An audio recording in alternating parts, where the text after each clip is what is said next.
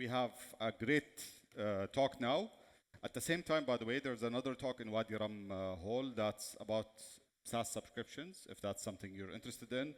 But product is at the heart of Xpand, and we were so lucky to have Nadine with us today. She comes from great product management background, and she's built many products for companies like Intercom and Runway and Instabug, by the way. So I'll leave the stage to Nadine. Thank you, Nadine, for coming. Thank you. Hi, everyone. I think we're supposed to have... Yes, that's me. I'm so happy to be here today. It's actually my first time in Jordan. Hopefully not the last time. And thank you so much, Thambi, and everyone for the awesome event and the very beautiful stage. That's also very intimidating. And yeah, let's see how this one is going to go. My name is Nadine. I'm from Egypt.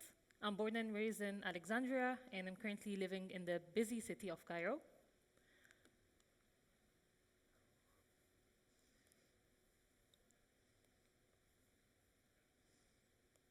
If this works, we're going to go to the next slide.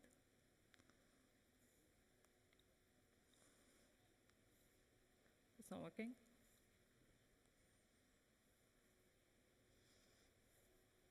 Okay. They're changing something. Okay. So Cairo is... yeah. I'm just waiting. My mic is also not working. I think mine is. So yours is. We have one thing awesome. that's working. We're good. Awesome. Okay. I think it's online now. Yeah. Yeah.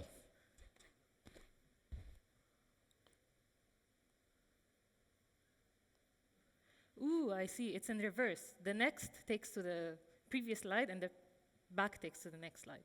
Sorry about that. Okay, that's fine. Awesome. So back to today's presentation. My goal today is actually very, very simple. The next time when you hear someone say, invest in your team and your relationships within the team, I don't want you to feel like it's cliche or cringe, which is probably what you've just felt right now, and that's okay. No hard feelings. And I'm currently co-leading product at Runway, and before that, I was a staff product manager at Intercom, and before that, I was a senior product manager at Miro, and I started my product management journey with Instabug, which was founded in Egypt. And I would like to start today with a very little story. So as I just mentioned, I started my product management journey at Instabug. And for context, Instabug is a B2B SaaS product that's targeting mobile developers. It enables mobile developers to measure and improve the quality and performance of their app in production. So things like crash reporting, bug reporting, application performance monitoring. The target audience is basically engineers. Sounds a little bit complex, and it is. So imagine spending months and months learning about crash reporting features and how the stack trace of a crash looks like on iOS versus Android versus React Native. What happens on the OS level when a user clicks on the icon of their application? If you're an engineer, this sounds super fun. But when you've made an explicit decision to not be an engineer and career shift from engineering to product management, this probably sounds less fun. But the reality, I actually had so much fun with Instabug. I really enjoyed my day-to-day. I loved everything about it, and I was giving it my all. Which really sounds contradicting. Like, how come I was that happy working on a product that, yes, is very impactful, but isn't necessarily my vibe? And then, and honestly, I don't think I actually noticed this contradiction when I was at Instabug. I was just like, going with the flow, it's fun, let's do it. And then after Instabug, I joined Miro. And to paint the picture, I'm a huge fan of Miro. Like an early adopter, a power user. I was using the product before it even became Miro as we know it today. It was called Real-Time Board, very descriptive name. So when I got an offer from Miro, I was super excited. Like working on my favorite product sounds like a dream. Definitely sign me up. But the reality, I was actually very miserable in that role. It wasn't fun. And I decided to leave Miro, which was a very, very confusing phase to me. So how come I can't be happy working on a product that I admire in a company that we can fairly say I had a crush on. And then after Miro, I moved to Intercom. This time, I was super lucky. I really loved the Intercom, and I really liked my time there. And I think it's actually with Intercom that I started to realize what makes me happy at work. And of course, it isn't a singular answer. So I want to work on a fun product. I want to work with nice people. I want to have impact, feel appreciated, of course, have a good salary. But I started to learn about myself that the most dominant satisfaction reason for me at work is what I call a collective state of flow. You know when you say, I'm in the zone, when you feel like wired in, very focused, productive, creative, it's the exact same feeling, but when the whole team is in the zone. And what I've learned with Intercom is that this isn't organic. It doesn't just happen. And it isn't something that happens if you're lucky, and it doesn't happen if you're not. It takes effort, and it takes intentionality, and someone definitely on the team in investing in this happening. And I think I was super lucky with Intercom that I got to work with very smart people who actually helped me unlock this side of the job that isn't only about the technical stuff. So actually, when I decided to move on from Intercom and joined Runway, where I'm currently working, this was the first thing that I wanted to put my energy in. So on day 0 with Runway, I was like, tell me all the bad news. I want to know all the things that are not working for the team, and I want to be part of the fix. Whoops.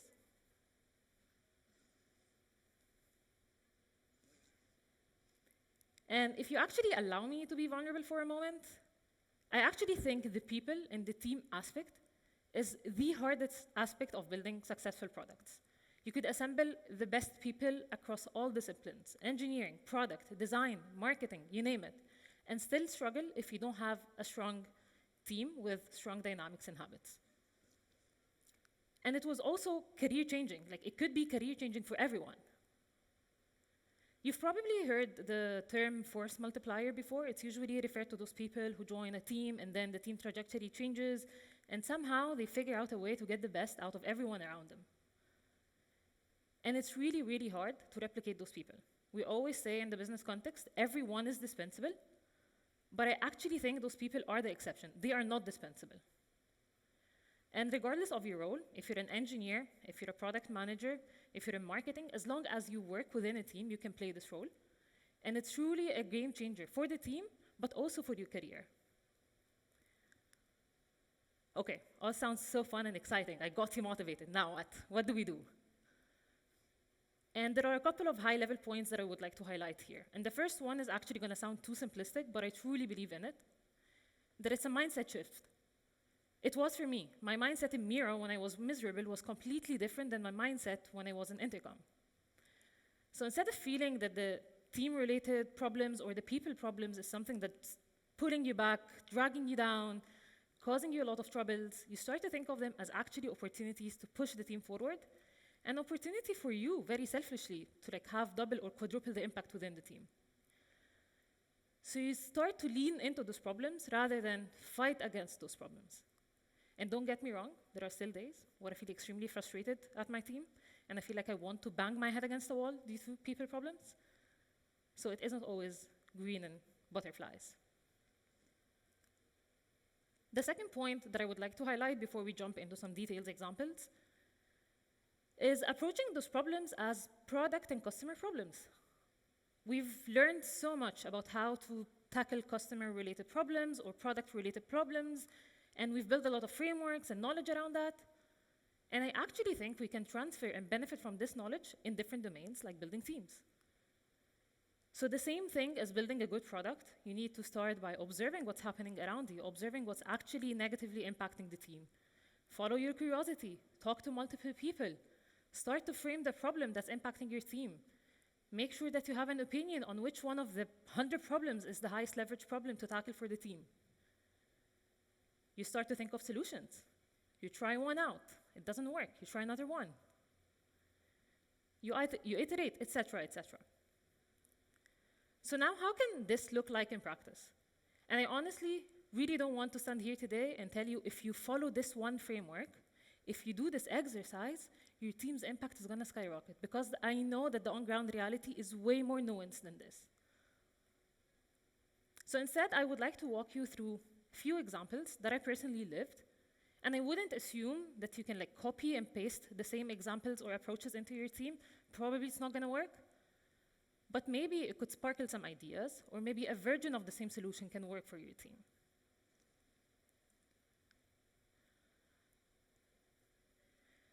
So let's start with the first example, which is leaning into your team's growth goals and aspirations. And I'm not talking to the people managers. If you're a people manager, if you're like managing a group of people, that's an obvious part of your role. You're probably already doing that. If you're not, you're probably gonna get fired. I'm actually talking to the individual contributors in the room, like the typical engineer, designer, product manager.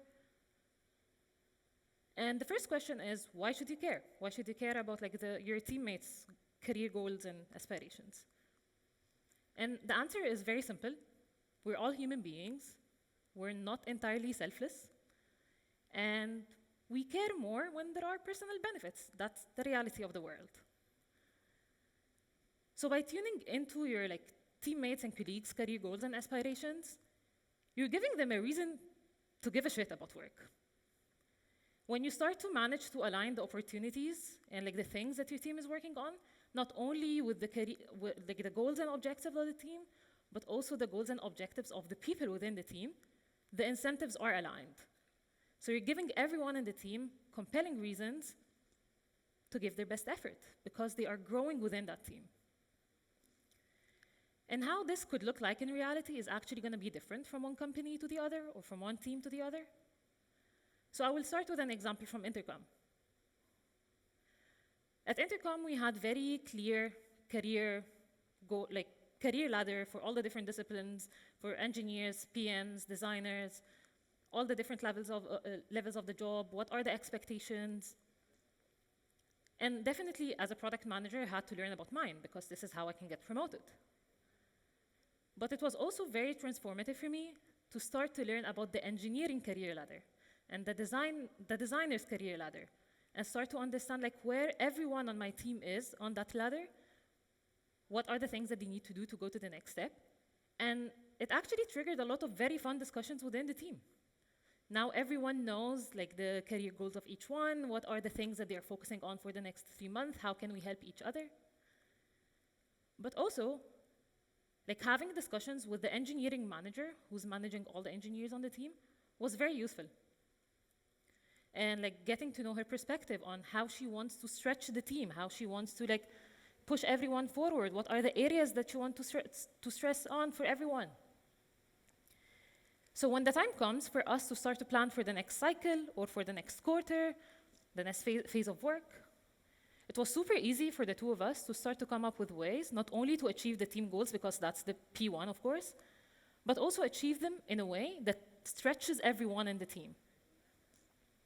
And it didn't feel like the typical situation where the product manager is like, I'm optimizing for the metrics, I'm optimizing for the customer feedback, and then the engineering manager, I'm optimizing for the people. We were basically speaking the same language, and we had the same level of context. And it also made it way more fun and easy to give feedback within the team. Giving feedback is very hard. To give feedback to another person, to tell them like, I think you can do this better, is extremely hard. And it's completely different when you do this exercise with the context of what are the things that this person is focusing on right now. And I think above all, it just like improved their relationships among the team, which made work more fun. This sounds also fancy, like a career ladder and stuff like that. Now I'm at Runway. It's an early stage company. The whole company is like 35 people. We definitely don't have a career ladder, and I would assume that most early stage startups don't. But the opportunity is still the same, leaning into the career goals of everyone on the team. Maybe the solution is a little bit different, but the opportunity is the same. Now I'll move on to the next example, which is about cross-pollination, and I will explain what this means in a second. So when you're improving how your team works, the secret usually lies in the micro habits, the little details. It's rarely about a big, massive change among the team. So let's consider a very common example. Your team is regularly missing deadlines and weekly goals. For example, an engineer is working on a feature.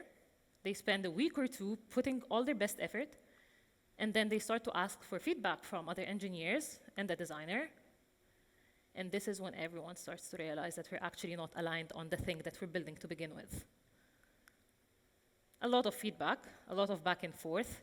You're definitely delayed, you're missing the deadline, you're missing the goal for the week, but also everyone is very frustrated because of the amount of back and forth and the amount of rework that needs to happen. And the root cause here is very obvious. The feedback and discussions within the team are happening very late in the process. And I think I've faced the version of this problem with every single team that I worked with, regardless of how smart the people on the team are. And if you've never faced this problem, if you're a product manager and never faced the problem, please let's talk, because you're probably a magician. So during the team retrospective, you bring up the problem. Good news, everyone is nodding. Everyone seems to be aligned. Everyone sees the problem. That's a good start. You start to talk it out. Everyone wants to change this, and you come up with a plan. Starting next week, everyone in the team is going to start to share their work early, ask for feedback early. Sounds good. Very exciting. You go into next week, and despite of all the good intentions, old habits persist. As a product manager, you're probably going to be, or like anyone on the team, honestly, you're going to be very frustrated at the team. You're like wondering, why? Why can't they follow through on something that we've just talked about 2 days ago? But if you think about it, it's actually very natural. Like, change is hard. It's a natural tendency to not change. How many times did we say, I'm going to start going to the gym, and never did? So let me propose an alternative here to break this cycle of frustration.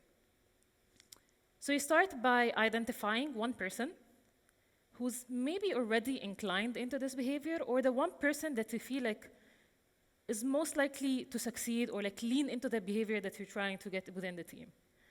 Just one person. And you support this person. You help them out. You try to like help them through the transition and adopting this new behavior. And you also start to make their success obvious. You appreciate their approach to proactive feedback within the team. And then over time, the rest of the group is going to realize that this is actually working for them. They are much more effective. They are moving faster than us.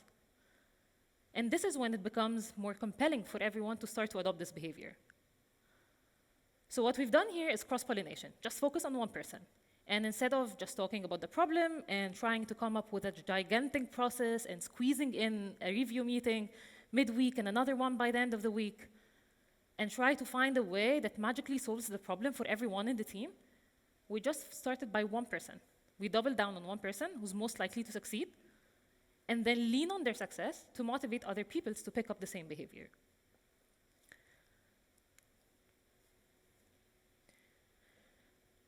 I think by now you can tell that I really like telling stories. So if you allow me to tell you one last and third story. At one point during my time with Intercom, I got moved to a new project, and I was asked to lead a big product initiative. 5 different products seemed pointed at it. Stakes are very high. I think one of the biggest initiatives for the company, and it was very intimidating. And initially, many team members, myself included, were new to this project and this problem space due to like an org reshuffle.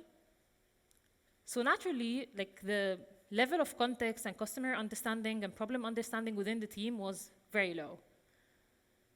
And it manifested in multiple ways, like very hard and to find, like to be opinionated and find the right priorities and get everyone aligned on which problems we're focusing on versus not. Also, the ideas that the team is coming up with doesn't really vibe or like it doesn't work for the customers. And we just felt that we were standing on a very shaky ground. Like any hard worker product person, I took it upon myself to create clarity for the team. Next day, okay, go through all the customer feedback, all the sales requests, all the feedback channels, categorize this feedback, create a fancy customer voice report, problems prioritized by customer impact, segmented by customer types. And don't get me wrong, it was useful to a certain extent. Like, it was useful to get aligned on which things to prioritize versus not. But I still felt that the team is very disconnected from the on-ground reality of customers and their pains. So basically, the engineering manager and I sat together, and similar to building product, one solution doesn't work, let's try another one. So we decided to create a Slack channel. We use Slack internally for team communication. So we created a Slack channel with a few automation in the background that automatically surfaces any customer feedback or any support conversation that's related to our product in that channel. And every morning, while drinking my coffee, I would go through the feedback from the day before. Anything that's interesting, I would forward it to the team in our private channel. And it was useful, but for a completely different reason, or for a completely different problem. It helped us uncover bugs and gaps in the documentation early. For context, it was a new product that we're iterating on very quickly, so it's very easy to forget to document things. It's very easy to introduce bugs. So it was useful for that reason. We were low-hanging fruits. We were managing to get on top of those quickly. But still, the team context level was low. Third strike. And this is when we started to actually realize what was going on. What we started, the reason why the team context level wasn't where we wanted to be is first-hand experiences are very important. It's completely different to see something yourself and consume relayed information. And the second reason is regular and continuous exposure to customer context. So what does this mean? The reason why most product managers, or at least the good ones, are very well versed in the customer context and their problems and their pains isn't because they are special. It's because they are they are always exposed to customer context firsthand. They are in customer calls. They are going through the feedback themselves. And also continuously, it isn't something that happens when they go through a specific report and that's it. So we decided to try a third idea, which is instead of me, the PM, being the gatekeeper of the customer feedback and going through that channel every single day, we did a rotation. Similar to the idea of an on-call engineer, basically, but for feedback. So every week, there are 2 engineers on the team who are now responsible of the customer feedback channel. They go through the feedback, they use their judgment, what's very important to surface to the team, and what can be skipped. And to be clear, this isn't a free win. It definitely has a cost. We knew that this exercise would take around 45 to 60 minutes a day per the engineer. But we were willing to make a bet that even though on paper this is reducing our execution capacity, it's going to accelerate us in a different way. And we also knew that this is something that we're going to need to do temporarily to give us a boost in terms of customer context and then go to a different solution. And building products, it took us one iteration that didn't work, second solution that didn't work, and then the third solution actually worked and helped us increase the customer context level within the team. So this was actually my last story for the day, and you've been consuming a lot of content today and yesterday from all the great sessions. And if there are 2 things that I want you to remember from those stories, one, to start to lean into the team-related problems rather than fighting against those problems, and also to approach them in the same methodical and smart way that we approach customer and product problems. Building strong teams isn't only useful for the team itself, but it can also be career-changing. It could be the one skill that really differentiates you from all the people around you. There are a ton of very great engineers, a ton of very great product designers, but only a few of them know how to build teams and how to get the most out of all the people around them. That's it for me. Thank you for listening this far, and enjoy the rest of your day.